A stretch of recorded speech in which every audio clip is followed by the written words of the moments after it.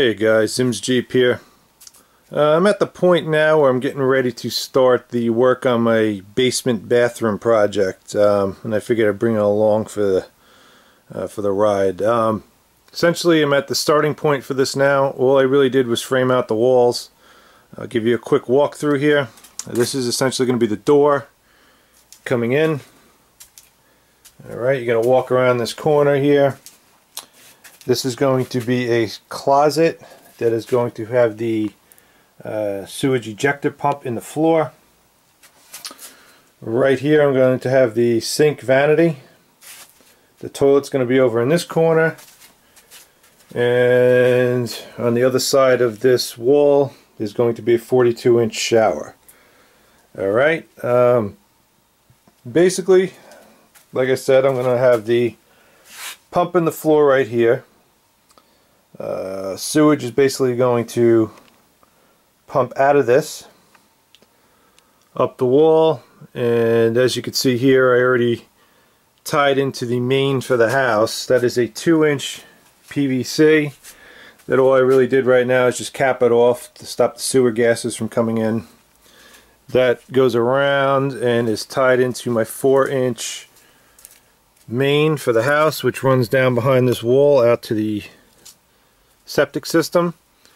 All I did was I took the clean out off the existing clean out adapter that was here, threaded in a 4-inch male coupler, added a new 4-inch to 2-inch Y, and tied off of it, and on the end of this I put another clean out adapter back on. So basically it is exactly how it was when I started, but just has the addition of this 2-inch piece of PVC. So that's how the waste is going to come out of the pump. There's also going to be a vent that's going to be tied in, and I'm going to run that outside. Either outside, or I'm going to try to tie it into the waste stack, which is supposedly somewhere in the ceiling here. Supposedly they left one capped off when they built the house, so I'm going to hunt around for that. Alright, so about ready to start jackhammering this up now. Just wanted to give a quick tour before we started. And I'll bring you back when the floor is all busted up and we're ready to start doing the plumbing. Alright guys, and here's the tool of choice from Home Depot, a Hilti jackhammer. This is the biggest one they rent. I highly recommend you get this one. Made easy work of this. I think it was like a $60 or $70 rental for 4 hours. Comes on this dolly here with 2 bits.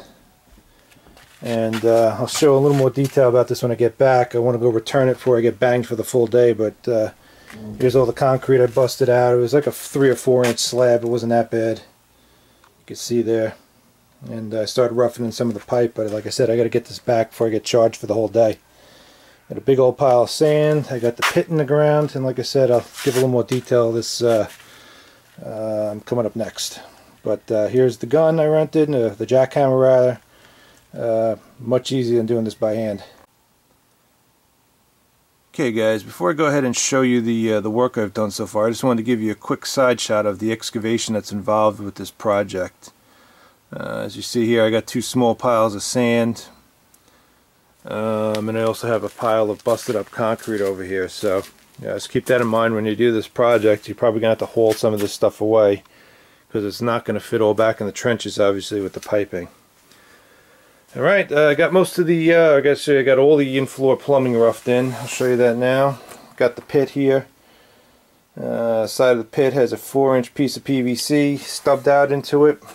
Come around the back side here.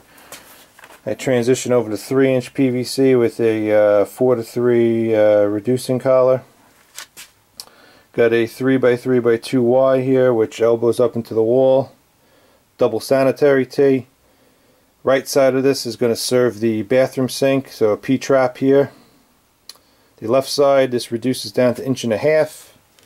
Elbows around the wall, and it's going to have another P-trap out there. There's going to be a 5-foot walk-up bar, so I'm going to have a sink out there. The top part of the T is going to be serving the vents for this portion of the system. I'll show you the venting in the next segment of this video because I don't have that roughed in yet. This is just going to be all the floor plumbing. Short piece of 3-inch, another 3x3x2 Y, 2-inch PVC. Shoots up here, 2x2x2 Y, elbows over. This is going to be a vent for the shower, and it's also going to serve a wet vent for the toilet, which I'm going to show you shortly. Another short piece of 2-inch PVC, and we have a 2-inch P-trap here. This is going to serve the shower drain.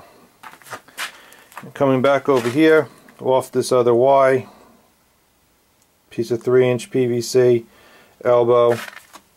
This is where the toilet flange is going to be. Alright, this is spaced 12.5 inches off the rough framing. Toilet is always placed 12 inches, or the flange is always placed 12 inches from the sheetrock. So I accommodated for 1/2 inch of sheetrock. Mine is actually a little under 13 inches because I accommodated for tile that I'm going to be installing behind the toilet bowl as well. Side to side, I believe code calls for at least 15 inches. I have 18 because I centered the flange between the wall and where the bathroom vanity is going to be. Alright, so that's about it for the in-floor plumbing portion of this. As you can see, I mainly had sand all underneath here, which is good. I had about a 3-inch thick slab.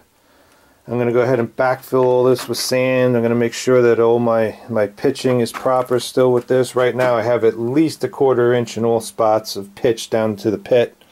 Some spots it's actually more, which is okay. So just when you're installing this, make sure you have your 2-foot level and your little torpedo level with you, and you're checking the pitch and all the fittings and the straight lines of pipe down to the pit. That's real important. You can't really adjust the pitch after you get everything all glued together because your couplers are all angled in the proper directions and whatnot. Alright, I did want to show you guys something because I'm not shy about my mistakes when I make them, about admitting them. And as you see over here, this is basically what's in the floor over there. This is my first attempt at installing this. This obviously isn't something I do every day. I went online and got a bunch of advice from guys. They all told me to mock the entire system up in the floor, basically cut all the pieces of pipe, put all the fittings on, and don't glue anything yet, and then come back after the fact and glue everything. And the one piece of advice I want to give you guys is don't do that. I had nothing but problems doing that.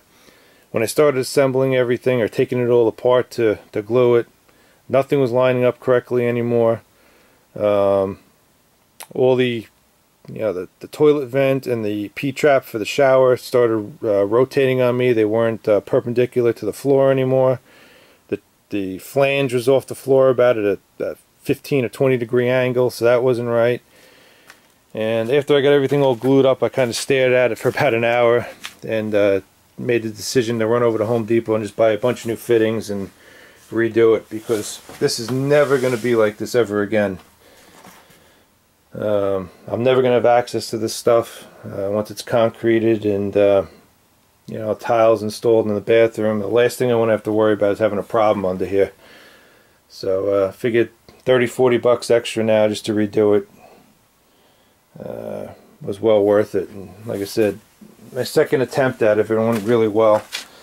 Instead of mocking it all up, I basically installed it in segments. So basically what I did was I started here at the pit, installed that portion right there, glued all that, got it perfect, then worked my way down. I did this section, pitched it all, cut it, pitched it, and glued everything. Same thing here with the toilet flange. Made sure it was level to the floor. Made sure this was pitched properly down, and made sure that the shower trap was perpendicular, and that I had a little bit of a pitch on the vent line here, so if any water ever gets in there, it runs back down to the main line. Alright, so that's the one little piece of advice I'll give you guys is, glue it as you're going. Do not mock the entire system up. I had nothing but problems doing it that way. Right, next segment I'm going to film here, I'll show you the venting for this. Alright guys, let me give you a tour now of the venting. This is all finished now for this basement bathroom. Sewage pit, 2-inch vent that is stubbed down into the tank about 3 or 4 inches. Rises up, 45s over to an elbow up there to this 2-inch piece of PVC that is, this happens to be drilled through all the floor joists, and I'll get into that in a second. I have a sanitary tee here. That is the connection for the vents for the bathroom sink and a sink that's going to be on the outside wall here. That goes up. Just a side note, this is less than 5 feet from double sanitary tee to the P-trap that's going to be out there, so there's no need to separately vent that sink. This is in code, and the 2-inch will vent both the sinks. Alright, so moving down the line, another double sanitary tee here, another piece of 2-inch PVC that runs in this joist bay, elbows down, and this is the connection in the floor for the vent for the shower drain. Alright, and that just runs over here again, like I said, and this connects up behind that joist there to the stub out that the builder left for me to tie the vent into the rest of the venting for the house upstairs. So that's just an elbow on the other side of that, and up in the wall there is the connection. I can't really show you on camera, I can't get the camera up there, but that's how that's done. If that didn't exist, probably what I would have done is just, that's the outside wall there, I probably would have just drilled it outside and threw an elbow pointing down to the ground and vented it out that way. I know that's kind of frowned upon by a lot of people, but hey, listen, sometimes you got to do what you got to do to make things work, and I don't really consider that a big issue. It's on the side of the house there, but it's not done that way anyway, so like I said, it's tied into the house vent. Just another couple quick notes. There was a 2.5-inch hole saw that I used to hog out these holes through these 2x8s. Alright? And that's basically it. As you can see, I also concreted up the floor. If anyone that's interested, this took 6 bags of 50-pound concrete mix. Alright? Basically what I have is, this is about 7 or 8 inches wide. It's about 4 inches deep, and you know, roughly this is about a 5-foot run, this is about a 6-foot run, and then you have this little section over here that I had to do for the vent also. So 6 bags of 50-pound concrete did the trick here, and I also had to do a little lip around the pump here to cover that up. Okay, next step, I'm going to install the sewage pump, and we'll put the stub out with the pipe, a check valve, a ball valve, another short section of PVC which will 45 up into the tie-in I did to the main waste line for the house. Okay, so let me get to that now.